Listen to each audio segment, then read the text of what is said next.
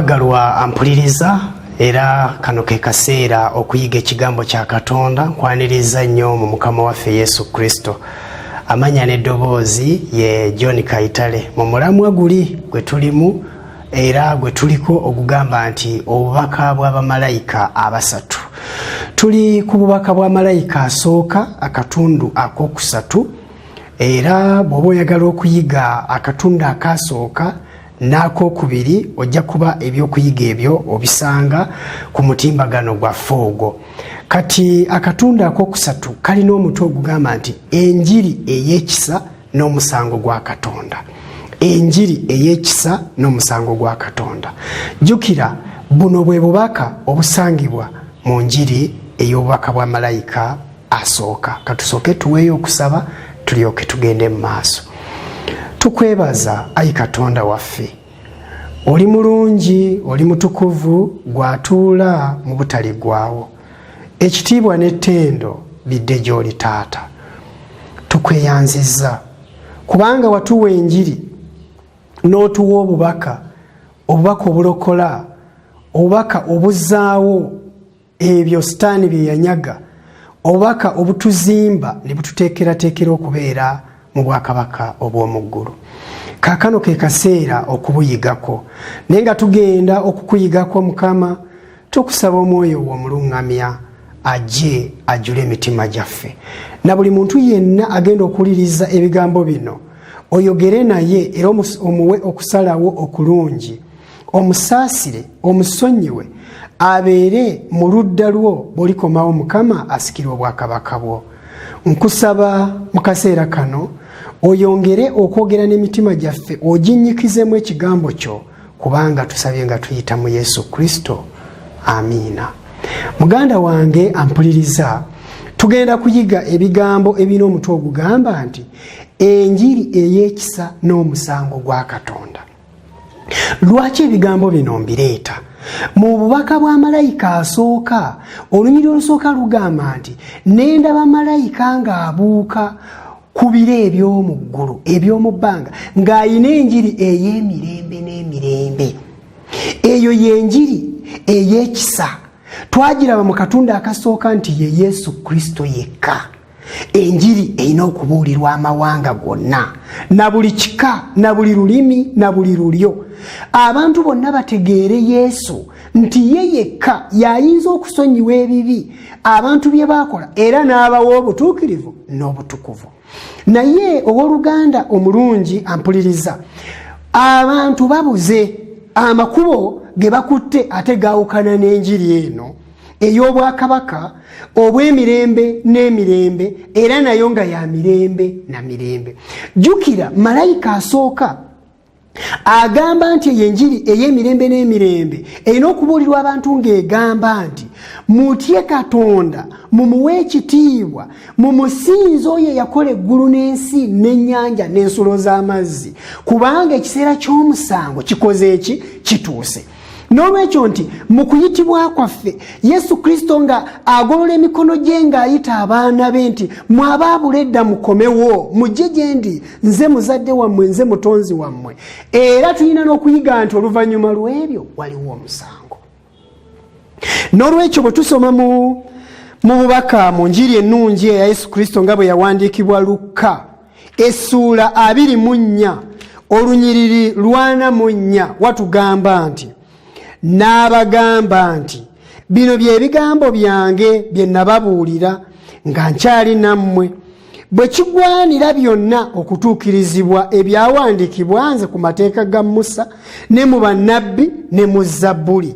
N'alyoka abikkula amagezi gaabwe bategeere ebyawandiikibwa, n'abagamba nti bwe kityo bwe kyawandiikibwa Kristo okubonyaabonyezebwa n'okuzuukira mu bafu ku lunaku olwokusatu, era amawanga gonna okubuulirwanga okwenenya n'okugibwako ebibi mu linnya lye okusookera ku Yerusaalemi mwe bajulirwa b'ebyo. Mukama yeebazibwe.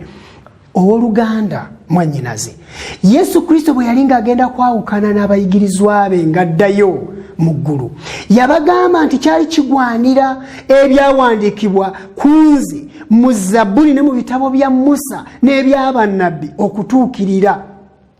Biki ebyali birina okutuukirira? Yenjiri ey'emirembe n'emirembe eyaleetebwa eri Adamu ne Kaawa nga bamaze okwonoona mu lusuku Adeni, nti Katonda agenda kulokola omuntu ng'ayita mu zadde. Eryo ezzadde ye Yesu Kristo, era ye yabetenta omutwe gwa Sitaani ku musaalaba, era n'atuwa obulokozi, kubanga olwaleero twafuulibwa baddembe okuyita mu kukkiriza. Enjiri eno yali erina okweyongera mu maaso okubuulirwa, era malayika asooka mu kubikula essula 14 okutandikira ku nnyiriri olw'omukaaga atulaga nti enjiri eno erina okubuulirwa eri amawanga gonna, na buli kika, na buli lulimi, na buli lulyo.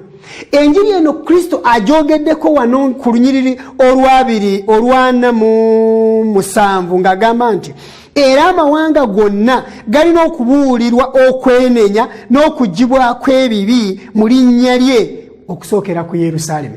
Yerusaalemi njagala okitwale nti olwaleero yeggwe, okutandikira ku ggwe, obubaka obubuulira abantu, obubayita okwenenya, obubayita okusonyiyibwa ebibi byabwe, baweebwe obutuukirivu n'obutukuvu bukujjidde.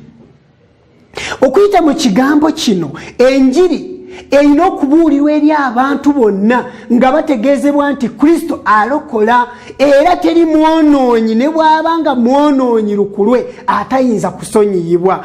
Ne bw'obanga wazza ogwa naggomola, Katonda akuyita okukukyusa n'okukusonyiwa, akusaanyize okubeera mu bwakabaka bwe. Okuva Adamu ne Kaawa nga boonoonye okutuusa leero ku Mwana w'Omuntu, twagenda wala nnyo mu bunnya nga Yesu Kristo ye yekka y'ayinza okutuggyayo. Era bw'osoma mu Yokaana essula 3 olunyiriri olw'16 wagamba nti kubanga Katonda bwe yayagala ensi bw'ati n'okuwaayo n'awaayo omwana we yazaalibwa omu yekka, buli muntu yenna amukkiriza aleme okubula naye abeere n'obulamu obutaggwaawo. Kitegeeza Katonda yawaayo omwana we Yesu Kristo buli muntu yenna aweebwa obutuukirivu olw'okukkiriza. Kuno kwe kusalawo okulungi okusinga okusalawo kuno kwali kubaddewo, kwe kwetwalira Yesu ng'omulokozi wo. Naye olunyolo 17 lugamba lutya? Olunyolo 17 lutugamba nti kubanga Katonda teyatuma mwana we mu nsi okusalira ensi omusango, naye ensi erokokere ku ye. 18 amukkiriza tegumusinga, atamukkiriza gumaze okumusinga, kubanga takkiriza linnya lya mwana eyazaalibwa omu yekka owa Katonda. Bw'osoma mu Yokaana essula ey'okutaano olunyiriri olw'12 ndowooza kandabe ssula 5 olunyiriri lwa 12 wagamba nti ne bamubuuza nti omuntu oyo y'ani eyakugambye nti weetikke otambule? 13 naye eyawonye nga tamanyi bw'ali, kubanga Yesu yali amaze okugenda, abantu abaali mu kifo kiri nga bangi. Agambye nti ono bwe yamala okuwonyezebwa bamubuuza nti ani eyakugambye nti osituke otambule? N'agamba nti naye eyawonye nga tamanyi eyamuwonyezza bw'ali, kubanga abantu abaali abo baali bangi. Yesu ye teyajja kweraga, wabula yajja kulokola. Ekigendererwa kye kyali kuwonya, tekwali kulaga mundabye ze nkola, omulimu gw'enkola gwa kitalo. Nedda, mukasirise, mukimpowooze. Yesu yalokola, Yesu yawonya, Yesu yasaasira, Yesu yasonyiwa, naye nga tayagala kweraga. Bangi be yawonyanga n'abagamba mugende naye temubyogerayo, naye nga bo bagamba Hozaana atuwonyezza, olw'okubanga baali tebasobola kukisirika. Naye Yesu yajja si kweraga. Bw'osoma mu bubaka buno bwe tusomye mu Luka 24, Yesu agambye nti enjiri ey'okubuulirwa yeeno, abantu balina okubuulirwa ebikwatagana n'okwenenya era n'okusonyiyibwa ebibi byabwe. Eyo yenjiri ey'emirembe n'emirembe. Bangi mu balokole ne mu bantu abakristaayo mu mulembe guno balina enjiri eraga nti ddala Yesu wa kisa, alumirwa wamu naffe, Yesu awonya, Yesu alokola, naye ne batalaga bantu nti mu kiseera ekiri mu maaso omusango gujja. N'olwekyo njagala okutegeeza muganda wange gwampuliriza nti bw'oba oyagala okukkiririza mu njiri ey'emirembe n'emirembe erokola Yesu Kristo gye yatuleetera, eyamunfiriza ku musaalaba, olina okukkiriza nti ne mu maaso ekiseera ky'omusango gyekiri, era ekiseera ky'omusango kijja. Kubanga bw'osoma mu Kubikkulirwa essuula 14 olunyiriri olw'omusanvu akatundu akaddako wagamba nti kubanga ekiseera ky'omusango gwe kituuse mu musinze yakola eggulu n'ensi n'ennyanja n'ensulo z'amazzi. Kubanga ekiseera ky'omusango gwe kituuse, Yesu Kristo atulaga nti alina ekisa kingi ekirokola, alina amaanyi mangi agawonya, naye mangu ddala agenda kusalira omusango buli muntu yenna. Katusome mu Bayibuli. Tugenda kusoma ebigambo ebyogerwa mu Kubikkulirwa essuula 22 olunyiriri olw'11 n'olw'12 bitulaga nti mangu ddala ekiseera ky'omusango kigenda kututuukako. Kubikkulirwa essuula 22 olunyiriri olw'11 n'olw'12 bagamba nti ayonoona abeere ng'akyayonoona, era omugwagwa abeere ng'akyali mugwagwa, era n'omutuukirivu abeere ng'akyakola obutuukirivu, era n'omutukuvu abeere ng'akyali mutukuvu. Laba njija mangu, n'empeera yange eri nange okusasula buli muntu ng'omulimu gwe bwe guli. Muganda wange, Bayibuli etulaze nti mangu ddala eddoboozi lino ligenda kulangirira nga ligamba nti ayonoona asigale ng'akyayonoona, omutuukirivu asigale nga mutuukirivu, omwonoonyi asigale nga mwonoonyi, omutukuvu asigale nga mutukuvu. Laba njija mangu n'empeera yange okuwa buli muntu yenna empeera yange, okuwa buli muntu yenna ng'omulimu gwe bwe guli. Yesu Kristo nannyini kisa, nannyini kusaasira, tumulaba ng'ayogera nti omwana w'omuntu bw'alijja ku bire agenda kwawula abantu ng'omulunzi bw'ayawula endiga mu mbuzi. Abantu abamu bagenda kubeera ku ddyo, abalala babeere ku kkono. Ogenda kubeera mu ludda ki? Toyogera bya njiri era tokkiririza mu njiri yakubeera awo gw'oyagala njiri ey'obulokozi, Yesu asonyiwa, bigenda kukomaawo, era bw'onaalokoka ogenda kufuna sente, ebisiraani bigenda kuggwaawo, abaana bo bagenda kufuna emikisa, ogenda kufuna visa ogenda ebweru. Kkiriza enjiri ya Yesu Kristo etuwa okusonyibwa ebibi byaffe, naye nga ekyo bwe kitaakolebwe omusango gugenda kutandikirawo mangu ddala. N'obwewombeefu bungi, mu bukkakkamu bungi, nkusaba gwampuliriza owulirize ebigambo bino wammanga. Bw'osoma mu Mubuulizi essuula 12, Omubuulizi essuula 12 olunyiriri, tugenda ku lunyiriri olw'12 olw'13, awo tugenda okusimbulira ebigambo byaffe. Wagamba nti Mubuulizi 12 olunyiriri lwa 12 okutuusa ku lw'13 era n'olw'14 batugambye nti katutandikire ku lw'11, ebigambo eby'abagezigezi biringa ebiwunda, era ebigambo ebyebifunvu by'amakuŋŋaaniro biringa enninga ezikomererwa obulungi ebiweebwa okuva eri omusumba omu. 12 Era nate mwana wange labuka, okukolanga ebitabo ebingi tekuliiko gye kukoma, n'okuyiga ennyo kukooya omubiri. 13 Ekigambo ekyo bwe kikoma wano, byonna biwuliddwa, otyanga Katonda, okwatanga ebiragiro bye, kubanga ekyo bye byonna ebigwanira omuntu, kubanga Katonda alisala omusango gwa buli mulimu wamu na buli kigambo ekyakwekebwa, obanga kirungi obanga kibi. Mangu ddala Kristo atugamba nti ekiseera ky'omusango kituuse, era buli mulimu gwa buli muntu gugenda kukeberebwa, buli kikolwa kigenda kukeberebwa, kigenda kwanjuluzibwa, kigenda kufumiitirizibwako, kigenda kukeberebwa nga bwe kiri. bw'atyo Mukama Katonda alamule asale omusango ayogere nti kiwedde, omulungi asigale nga mulungi, omubi asigale nga mubi, kubanga ekiseera ekyo kikomye. Muganda wange omulungi ampuliriza, waliwo ebigambo bye tuwulira ne tulowooza nti byangu era byakusaaga. Mu kitabo kye tulina wano ekiyitibwa ebyokubaawo mu nnaku ez'enkomerero, oba mu luzungu ekitabo kino kiyitibwa The Last Day Events. Last Day Events kitegeeza ki eri obulamu bwo? Batugamba ebigambo ebikulu wano. Bannange njagala ebigambo bino biwulirize era nga birungi nnyo.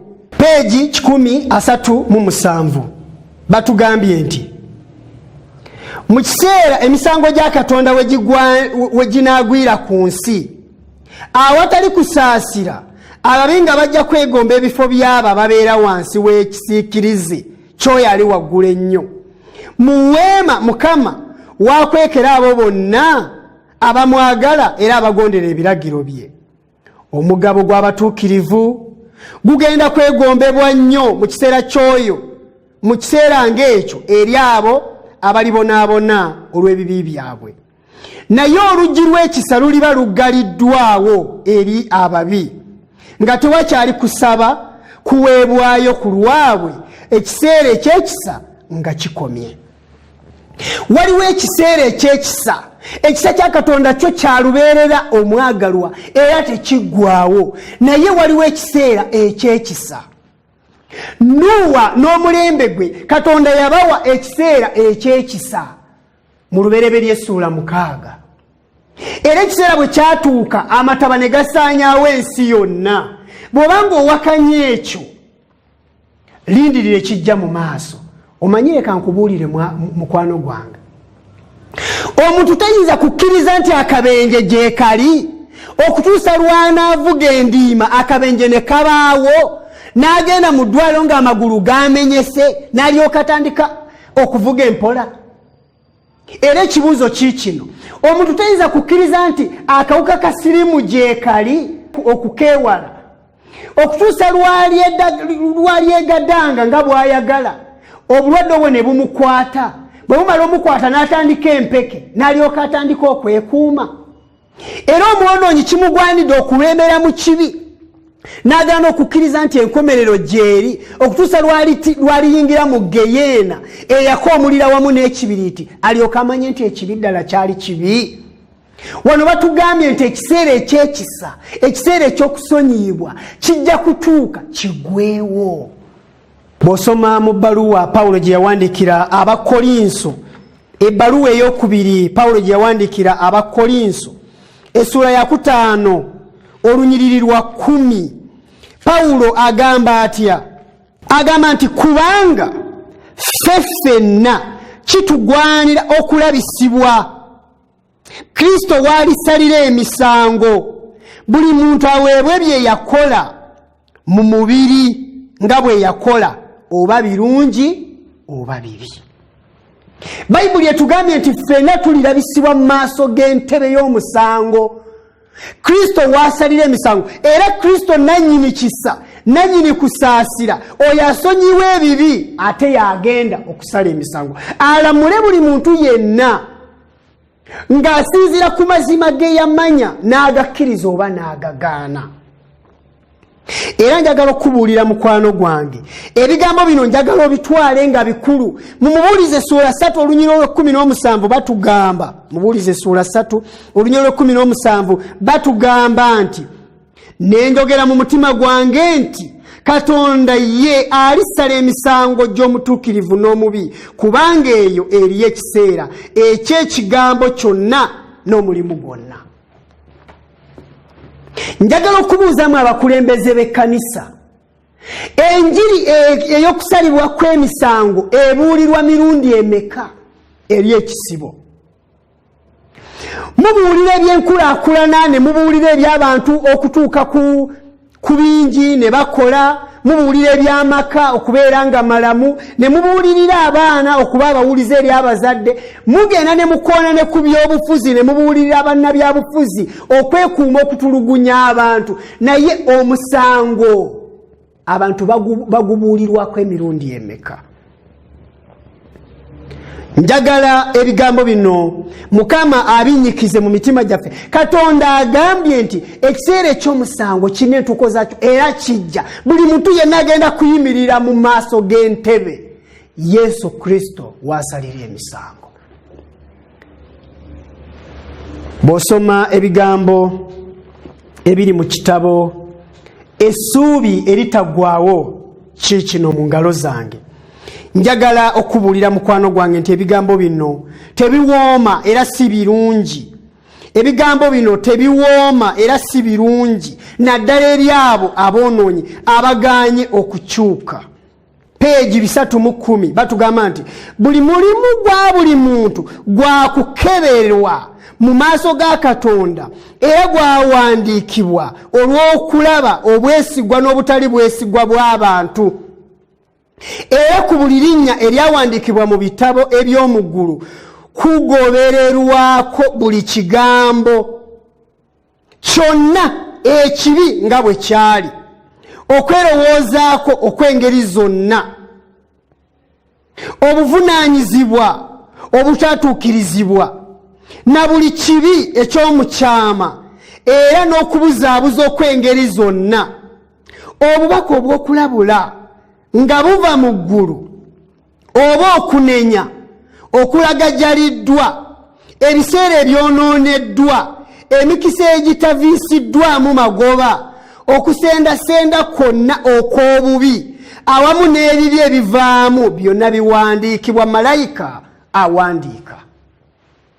Mukwano gwange mpuliriza omulungi, njagala okutegeeza nti ne bwe luba luyimba nga waluyiiya, naye oluyimba olwo nga luyigiriza kibi era nga lunyikiza ekibi, ogenda kusalirwa omusango olw'ekirowoozo ekyo. Ekikolwa kyonna ekyakolebwa nga kinyikiza kibi era nga kyagala ekibi kikolebwe, gwe ng'okifunamu magoba. Abayimbi bangi ennyimba zaabwe ze bayimba zitendeka abantu okukola ebibi. Ebiseera ebitakozesebwa bulungi, emikisa egitaviisiddwamu magoba, ebyo byonna, okulabula okwaweebwayo omuntu n'atafaayo, omusana gwonna ogwamulisibwa eri amagezi go, byonna bigenda kubanga bikulumiriza ku ntebe ey'omusango Kristo waasalira emisango. Bw'osoma mu kitabo kino Essuubi Eritaggwaawo peegi 313 batugamba bwe bati nti ebyo byonna abantu bye bateenenyeza era ne babyerabira si byakusonyiyibwa wadde okuggibwa mu bitabo bye biwandiikiddwa, wabula byakuyimirirawo ng'omujulizi eri omwonoonyi ku lunaku lwa Katonda. Ayinza okuba ng'ekibi kye yakikola obudde bwa misana oba wakati mu kizikiza eyo mu kiro, naye kyali kirabika eri nga kyeyolese mu maaso g'oyo atutegeera. Bamalayika ba Katonda balinga balaba buli kibi ekikolebwa era ne kiwandiikibwa mu buwandiike obutasanguka.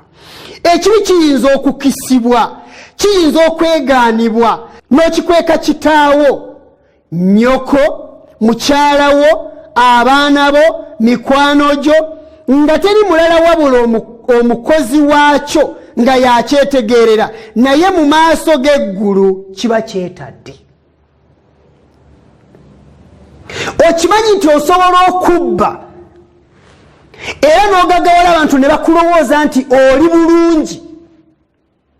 Okimanyi nti osobola okwenda ku muwala wa gundi n'omuzaalamu omwana, n'osigala ng'oli mukadde wa kkanisa, ng'oli musumba, ng'oli mubuulizi, oli bishopu, oli faaza, ng'owulira muli wenyumiriza kubanga abantu bakukkiririzaamu, era ng'omanyi teri muntu n'omu eyali ategedde ekyo, naye mu maaso g'entebe ey'omusango ekibi ekyo kyetadde kubanga obuwandiike bwakyo teri wadde asobola okuyingira we buli tyakisangule. obadde okimanyi nti osobola okulimbira omuntu n'asibibwa mu kkomera? Obadde okimanyi nti osobola okuwendulira omuntu abatemu? Obadde okimanyi nti osobola okuweebwa ssente era n'ogenda n'okola ekibi nga tewali muntu n'omu akimanyi? Naye oyo eyatonda eggulu n'ensi, oyo atuula mu butaliggwaawo, oyo eyawanika eggulu awatali mpagi, akwetegereza bulungi era ekibi kyo kiwandiikiddwa. Kankubuulire gwe omukyala naawe omwami, obadde okimanyi nti osobola ogenda n'okola ekibi eky'obwenzi, olunaku lw'okikozeeko n'oba nga lwe lunaku ate lw'osaba ennyo, era n'olaga abantu nti ate eby'omwoyo bitambuddemu bulungi, era bonna ne bagamba ye bambi omuntu wa Mukama, naye eddoboozi lya Mukama erirumiriza omutima gwo terigenda kusirisibwa, okujjako gwe kennyini lw'oligamba nti Mukama sikwagala, naye n'alyoka agamba kiwedde ne kirangirirwa. Wuliriza ebigambo bino. Batugambye nti ekizikiza wakati mu ttumbi n'okukisa kwonna okukyasinzeeyo tebiyinza kusiikiriza kutegeera kw'oyo abeerawo emirembe gyonna. Katonda alina obuwandiike bwa buli kikolwa ekitali kya butuukirivu awamu n'ebikolwa ebitali bya bwenkanya. Talimbibwalimbibwa na ndabika ya kungulu, tawubwa mu kufumiitiriza kwe eri omuntu yenna. Abantu bayinza okulimbibwa bannaabwe abalina emitima emyonoonefu, naye Katonda asensera okwefuula kwa buli ngeri yonna, era ye asoma omutima. Obukuusa n'obulimba, obukenuze n'obulyake ebikolebwa ne bibikkibwako abantu bangi abambala amasuuti n'amataayi, abantu bangi abayimirira ku bituuti, abafere, ababbi. Singa otunuulira abasawo bye bakolera mu malwaliro gaabwe eyo mu mataawo agalaga omuntu ajjudde ekisa, ebyo byonna byetadde era biwandiikiddwa w'otasobola kubisangula. Enjiri ey'emirembe n'emirembe etukubiriza okwenenya n'okuleka buli kibi nga tuyita mu kwenenya, kwa tetusobola kulongoosa mpisa zaffe era tetusobola gamba nti okuva olwayo tetukyaddayo, wabula okwegayirira Yesu Kristo ye kennyini eyasuubiza okutusonyiwa n'atuggyako ebibi byaffe n'atwambaza obutuukirivu bwe ne tukkiriza okutambulira wamu naye mu bulamu obw'okwenenyanga. Wuliriza ebigambo bino. Batugambye nti nga kyantiisa nnyo buli lunaku oluyitawo oluliko obuwandiike obuteekebwa mu bitabo by'eggulu, buli kigambo ekyali kyogeddwa n'ebikolwa ebitali bimu biyinza okwerabirwa, kyokka bamalayika bawandiika buli kikolwa ekirungi wadde n'ekibi. Omuwanguzi namige ku nsi tayinza wadde okujjukirayo ebikolwa eby'olunaku olumu lwokka, wabula ebikolwa byaffe, ebigambo byaffe, newankubadde ebyo ebiri mu mitima gyaffe byakutusaliza omusango oba ku lw'obulungi oba ku lw'obubi, newankubadde nga tuyinza okubyerabira byakutujulira okutuweesa obutuukirivu oba okutusingisa omusango. Muganda wange omulungi ampuliriza, enjiri ey'ekisa n'omusango gwa Katonda bitambulira wamu, nti buli muntu yenna amukkiriza aleme okubula, aleme okuzikirira, naye oyo atamukkiriza omusango gumaze okumusinga. Yesu Kristo yagamba nti sinze mbasalira omusango, naye ebigambo bye mbabuulira bye bibasalira omusango, kubanga buli lw'otakkiriza obubaka bw'oweereddwa omusango gukusalirwa. Kati ekibuuzo kiikino, era weetaaga okwebuuza n'okwekebera wekka. Ddala ddala bwe naayimirira mu maaso g'entebe y'omusango gwa Katonda n'abeera ntya, n'alabika nga ndi muntu ki? Kyova weetaaga ekisa kubanga gwe tosobola kwekyusa. n'ofukamira n'okabirira Kristo n'omwegayirira olw'ebibi byo, newankubadde nga bingi nnyo, waliwo ekisuubizo nti ne bwe binaaba bingi nnyo ddala, ne bwe binaaba bimyufu, ne bwe binaatwakaala, Kristo ye waakisa okutusonyiwa n'okubijjawo n'okubyerabira. Naye oyo yenna ananyooma obubaka obwo, nanyooma enjiri eyo, agenda kuyimirira mu maaso g'omusango, agenda kuyimirira mu kooti esukkuluma kooti zonna, era emisango gyonna abalamuzi gye baasala gigenda kuddibwamu. Mu kiseera Kristo wanayimirira ng'asala emisango. Oyinza okuba nga wagenda mu kooti n'owaayo n'enguzi omusango n'oguwangula era n'omusinga, naye amazima nga naawe okimanyi mu mutima gwo nti omusango gwo tewagusinga, kkiriza nti Yesu agenda kuddamu emisango gyonna n'egyo abalamuzi gye baasala, era ojja kulaba nti mazima tewasinga. Era kyekiseera okwekuba mu kifuba, kubanga mu ngero 28:13 batugamba nti omuntu yenna abikka ku bibi bye zimusanze tagenda kufuna mirembe, naye oyo yenna abyatula era n'abireka anaabisonyiyibwa. Era omuntu yenna akkiriza saddaaka ya Yesu Kristo nti emala, ne yeenenya ebibi bye byonna, ne bwe binaaba bingi nnyo agenda kusonyiyibwa, kubanga Yesu yakisuubiza. Naye bw'onaalwa mu bibi byo n'obibeeramu n'obiwagira, n'onoonya n'ebiwandiiko ebibuzaabuza abantu, ebiremesa, ebijjawo n'obubonero, evidensi zonna ezaali ziraga nti omusango gukusinga, n'ozibulankanya, kkiriza nti ekiseera ky'omusango omutuufu kyo kijja. Abantu ab'omu mulembe ogwa Luuti bakola ebibi byonna bye baali baagala, okutuusa lwe baalabanga ekyo tekimala. Abasajja ne beegomba okwebaka ne basajja bannaabwe, era Luuti bwe yafuna abagenyi, abasajja ne bava eyo ne bafubutuka eyo, abato n'abakulu, ne bagamba Luuti nti ssebo twagala abasajja abayingidde omwo nga baagala okwebaka nabo. Ebisiyaga byali bituuse ku ntikko, era Katonda yali awulidde okukaaba n'okusinda kw'abantu ba Katonda abaali babeera mu Sodomu. Era yabuuza nti ddala nekinyiza okukola nga soogeddeko n'omuddu wange mukwano gwange Ibulayimu? N'agenda eri Ibulayimu n'amugamba byonna nga bwe bigenda okubeera. Ibulayimu n'amugamba, o kitalo, oyinza okuzikiriza abatuukirivu mu boonoonyi bonna ne bagendera wamu? Ko Katonda nti nedda sisobola. Aboonoonyi sobola bazikiriza nti ate n'abatuukirivu bazikirire wamu n'abo.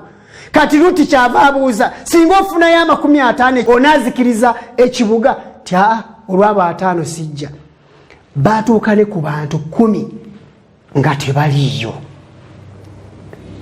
Naye bamalayika bana baali bambadde emibiri gy'abantu abajja ewa Luuti.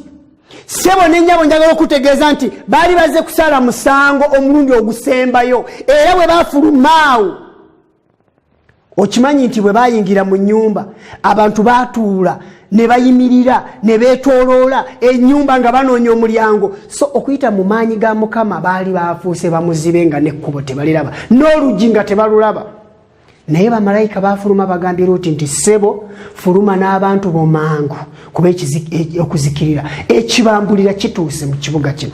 Era mangu ddala omuliro gwava mu ggulu, omulala ne guva emagombe, ekibuga kyonna ne kisaanawo. Olwaleero njagala okutegeeza nti ekiseera ky'omusango kituuse, era mangu ddala ensi egenda kusaanawo. Yesu Kristo ajja. Ssebo weeteeseteese otya mu biseera bino? Gwe n'ennyumba yo n'amakaago mweteeseteese mutya?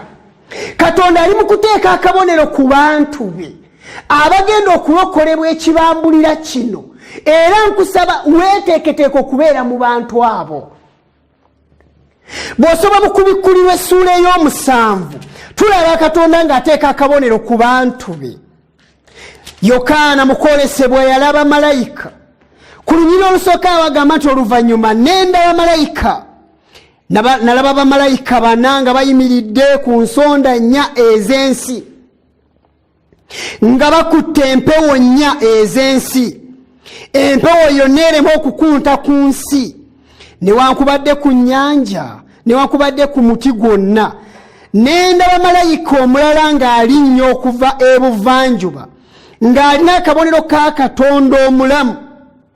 N'ayogerera waggulu n'eddoboozi ddene ng'agamba bamalayika abana abaaweebwa okwonoona ensi n'ennyanja, ng'ayogera nti temwonoona nsi newankubadde ennyanja newankubadde emiti okutuusa lwe tulimala okuteeka akabonero abaddu ba Katonda waffe ku byenyi byabwe. Olunya olwokuna lugamba n'empula omuwendo gwabwe abateekebwako akabonero baali kasiriivu mu 14,000 mu 4,000 abateekebwako akabonero. Malayika baali bana. Yokaana yalaba bamalayika nga bakutte empewo nnya ku nsonda nnya ez'ensi. Empewo kitegeeza entalo, kitegeeza obutabanguko. Era ensi erina okutuusa ekiseera n'etabanguka.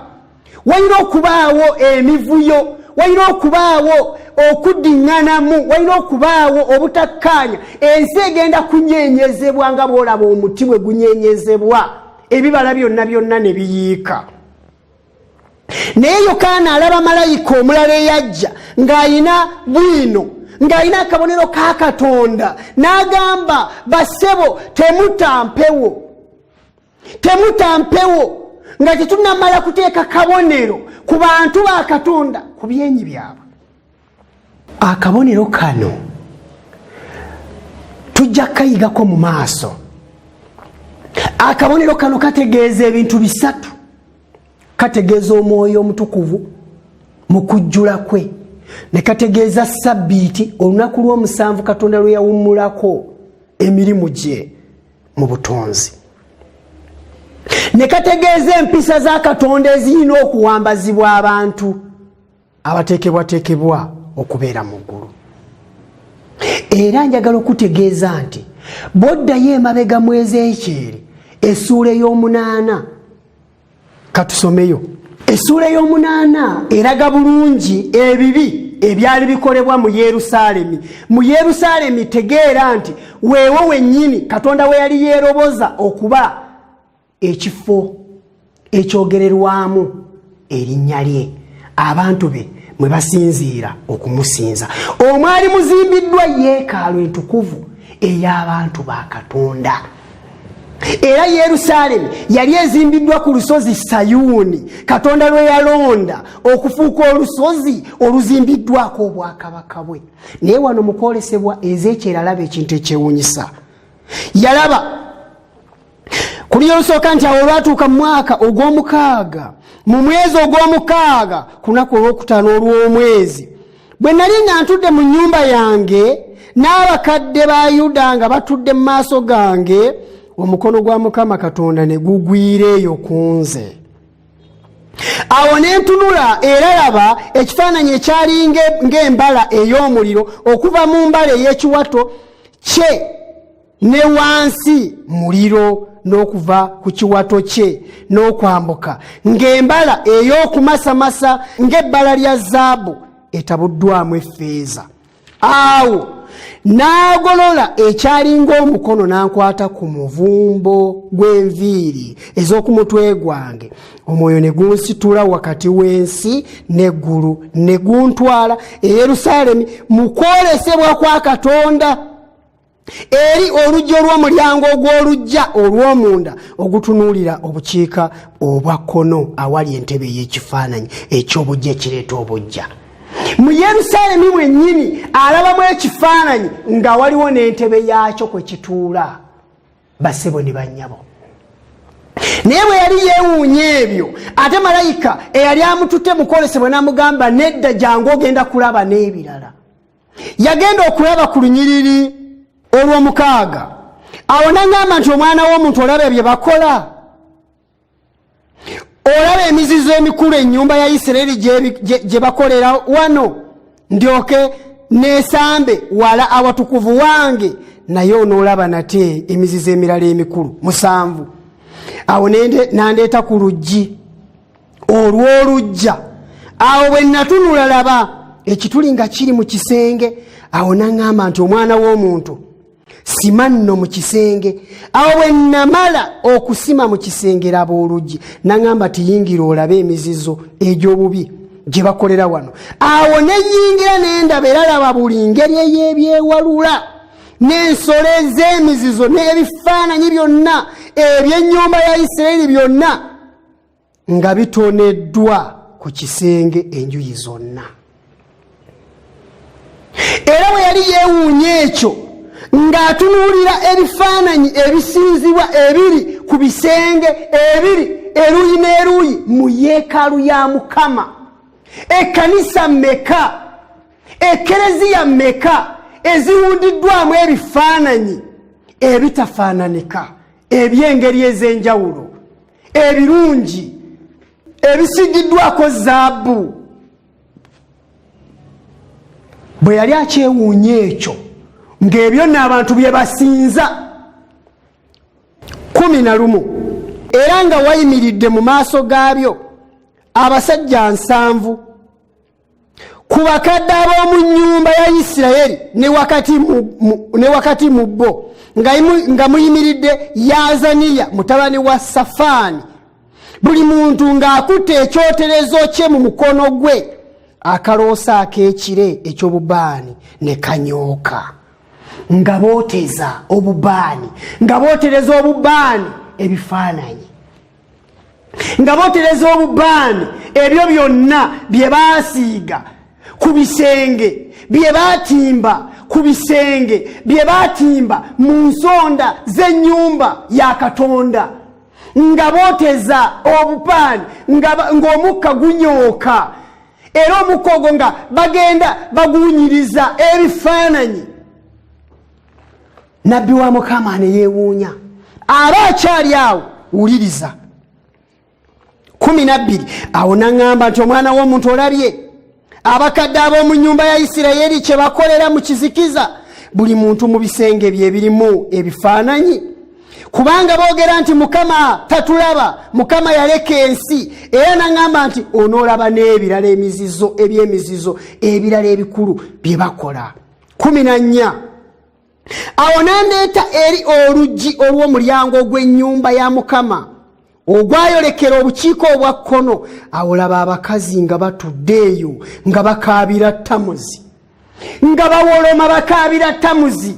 Tamuzi tutaase, Tamuzi tutaase, Tamuzi tuyambe. Abatalina zadde bakaaba, abatanazaala bakaaba, abalina abaana be abagwenyufu bakaaba, abaganye okufumbirwa nga biganye, bizinesi ziganye, abo bonna abagezezaako balaba obutabanguko mu famire n'obutakkaanya, naye bakaabirani. Olwaleero abalina ebizibu ebyo bakaabira balubaale baabwe, bakaabira abasawo ababasawula nga tebakkiriza, tebamanyi na Katonda, badduka eri abasumba ababasiiga amafuta. Naye amazima nga Bayibuli etugamba teri mutabaganya wakati waffe ne Katonda wabula omu yekka Yesu Kristo. Bano baali bakaabirira Tamuzi nga bagamba Tamuzi tutaase. Kati ate wano wajja abalala 15. Awo naŋŋamba nti olabye omwana w'omuntu, era onoolaba nate emizizo egisinga gino obukulu. Awo nandeeta mu luggi olw'omunda olw'ennyumba ya Mukama.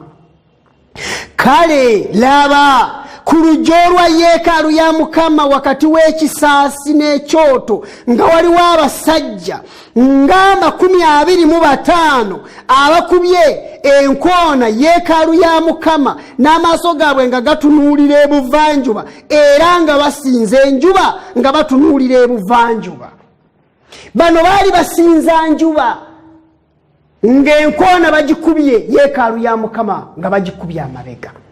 batunula enjuba gyeva era nga basinza njuba.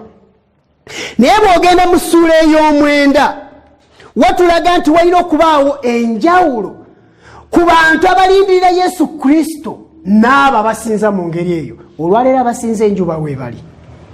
Era njagala okutegeeza nti abantu abasinza enjuba bayitirivu nnyo nkumuliitu. Era olunaku lwabwe lwe basinzaako luyitibwa Sande, kubanga luyitibwa Sunday, olunaku lw'enjuba. Naye bambi mu butamanya abasinga bagoberera bugoberezi tebamanyi. Naye bakabona baabwe abakulu abagunjaawo ensinza eyo bamanyi gye biva. Obadde okimanyi nti oyinza okumala ebbanga ddene mu bulimba ng'omanyi ge mazima era nga ne Katonda akusanyukira mu butamanyabo, naye oluvannyuma lw'okumanya amazima n'ogagaana Katonda n'akukyawa oba ne mwawukana n'agamba kiwedde. Omutuukirivu asigale nga mutuukirivu, omwonoonyi asigale nga mwonoonyi, oyo akola eby'obugwagwa asigale nga mugwagwa mu bugwagwa bwe, kubanga akkiriza okubeera omugwagwa. Mu ssuula ey'omwenda wano tulaba ng'ate nnabbi atwalibwa mu ludda olulala n'alagibwa abantu nga bo basinda era nga bakaaba, nga bakaabirira eby'emizizo ebyo ebikolebwa mu yeekaalu ya Mukama. Kati kyava agamba olunya olusooka nti awo n'ayogerera waggulu n'eddoboozi ddene mu matu gange ng'ayogera nti sembeza abo abakulira ekibuga, buli muntu ng'akutte ekyokulwanyisa kye ekizikiriza mu mukono gwe. Kale laba abasajja 6 ne bajja nga bafuluma mu kkubo ery'omulyango ogw'engulu ogwolekera obukiiko obwa kkono, buli muntu ng'akutte ekyokulwanyisa kye ekitta mu mukono gwe, n'omusajja omu wakati mu bo ayambadde bafuta ng'alina ekikompe kya bwino eky'omuwandiisi mu kiwato. Ne bayingira ne bayimirira ku mabbali g'ekyoto eky'ekikomo. Awo ekitiibwa kya Katonda wa Isirayiri kyali kirinnya okuva ku mukerubi kwe kyali okutuuka ku mulyango ogw'ennyumba. N'ayita omusajja ayambadde bafuta eyalina ekikompe kya bwino eky'obuwandiisi mu kiwato. Awo Mukama n'amugamba nti genda oyite wakati mu kibuga, wakati mu Yerusaalemi, oteeke akabonero ku byenyi by'abantu bange abassa ekikkoowe era abakaabira emizizo gyonna egikolebwa wakati mu kyo. Bwe baamala okuteekebwako akabonero, ennyiriri eziddako ziraga nti omuzikirizi yatandika. Bwe tusoma mu Kubikula essuula ey'omusanvu, abateekebwako akabonero baali bamaze okuteekebwako akabonero oluvannyuma okuzikirira ate nako ne kugira ki ne kutandika. Akabonero kano katufuula abantu ba Katonda ng'ekisa kya Katonda tekinnaggwaawo. Ekiseera ky'ekisa okuggwaawo, abaana ba Katonda bajja kuba balina akabonero, era abantu bonna abatalina kabonero bajja kusalirwa musango. Katuwulire ebigambo bino mu kitabo kino ebyokubaawo mu nnaku z'enkomerero, Last Day Events. Mu kitabo kino peegi 134 batugamba nti nalaba bamalayika nga banguyirira nga badde eno n'eri mu ggulu. Malayika eyalina akakompe akabwino w'omuwandiisi n'akomawo okuva ku nsi n'ategeeza Yesu nti omulimu gwe guwedde. Abatukuvu ne babalibwa era ne bassibwako akabonero. Olwo ne ndaba Yesu eyali aweereza mu maaso g'essanduuku eyalimu amateeka 10 ng'asuula ekyoterezo kye wansi. Yagolola emikono gye n'eddoboozi ery'omwanguka n'ayogera nti kiwedde. Ekigambo kino kiwedde kyayogerwa ku musaalaba nti omwonoonyi anunuliddwa, naye ate ekigambo kino kigenda kuddibwamu ng'ekiseera ky'ekiseera omwonoonyi kiwedde. Yesu Kristo yalaba malayika ng'ava eri ng'alina bwino ey'omuwandiisi, najja n'agamba nti abantu ba Katonda bamaze okubalibwa era bamaze okuteekebwa akabonero ku byenyi byabwe, n'olwekyo omulimu gwe wantuma ngumaze. Yesu n'agolola emikono n'agamba nti kiwedde, kubanga ekiseera eky'ekisa kiweddewo. Asigala nga mwonoonyi. oyo omutuukirivu asigalenga mutuukirivu, oyo omugwagwa asigalenga mugwagwa. Era buli muntu yenna ekiseera kye kituusa aweebwa empeera y'omulimu gwe nga bwe guli. N'olwekyo mukwano gwange, obubaka bwa malayika asooka butulaga nti ekisa kya Katonda kigenda kuggwaawo mangu ddala, era ekiseera eky'omusango kisembedde era kituuse. Era ekiseera eky'omusango kino tulina okukitwalanga nti kirina kuggwaawo nga ffenna tuli mu ludda lwa Katonda, kirina kutuuka nga tuli mu ludda lwa Katonda. Njagala okusaba mu buwombeefu nga nkwegayirira mu Mukama oyo yalagira nti mugende eri amawanga gonna mubuulire enjiri eri abantu bange, buli yenna anakkiriza analokolebwa. Nkusaba wetwalire Yesu ng'akyali ku ntebe ey'ekisa, ng'akyali mu ntebe ey'okusaasira. Kkiriza obulokozi, obutukuvu n'obutuukirivu bw'atuwa buwa, era ekyo kigenda kusaanyiza okulokolebwa mu kiseera kiri ng'akabi tekannajja, ng'ekiseera ekyakatyabaga tekinnatuuka, ng'ekibambulira tekinnayiika ku nsi ne mu bibuga ne mu tawuni ezitali zimu. Kristo akuyita nti ojje gy'ali ku ntebe y'ekisa waali wakolera omulimu gw'obuweereza n'okutabaganya, nga buli muntu yenna ayita mu ye alina okuweebwa obulokozi, kuba yagamba nti nze kkubo, nze mazima, nze bulamu. Era okuyita mu Kristo tusonyiibwa. Era ye kennyini ye yayogera nti ekkubo ly'obutuukirivu nze ndiyina mu mikono gyange, bw'onaamwesiga n'omuwa obulamu bwo agenda kukwaniriza. Ofuuke owuwe, akuwa obutuukirivu n'obutukuvu, akusaanyiza okubeera mu bwakabaka buli obutaliggwaawo. Nkusaba era nga nkusabira Mukama akwate ku mutima gwo, aguyonje, aguyooyoote, agukyuse, agufuule nga ye bw'ayagala. Okwo kwe kusaba kwange, ng'ate nkusabira nange neesabira ffenna tulabisibwe mu maaso g'entebe ey'omusango nga tetusingisibwa musango, wabula nga tuwangudde okuyita mu Yesu Kristo. Katusabe. Oli Katonda omulungi nannyini kisa, gwe ataggwaawo abeerera emirembe gyonna. Oli mulungi Taata, tukwebaza olw'ekisa, olw'enjiri ennungi gy'otuwa, olw'ebigambo ebirungi by'otuteekerateekera okuyita mu kigambo kyo. Nkusaba Mukama otwere omukisa mu bigambo bino. Omuntu yenna awulidde ekigambo kino, nsabira omuzaanawo n'omudduwo awulidde ekigambo kino, omukwate ku mutima, oyogere naye, omuwe okusalawo okulungi okutuusa lw'olidda ng'ali mu ludda lwo, kubanga tusabye mu linnya egganzi erya Yesu Kristo. Amiina.